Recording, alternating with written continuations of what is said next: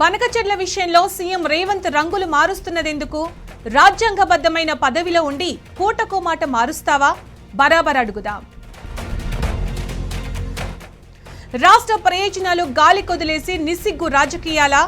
బనకచెర్ల విషయంలో వాస్తవాలు వక్రీకరించి బీఆర్ఎస్ పై బుర్ర జల్లుతారా? బరాబర్ ప్రశ్నిద్దాం.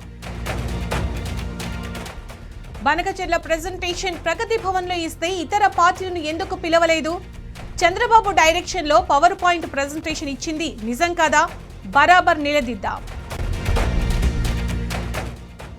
అసలు బనకచెర్లను ఆపాలని రేవంత్ సర్కారుకు చిత్తశుద్ధి ఉందా?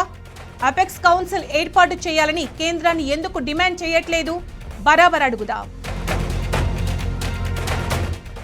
ప్రజాభవన్ కు చంద్రబాబును పిలిపించినప్పుడే బనకచెర్ల కుట్రలు రచించింది నిజం కాదా? బీఆర్ఎస్ పై విష ప్రచారం చేస్తే నిజం అబద్ధంగా మారుతుందా? బరాబర్ ప్రశ్నిద్దాం.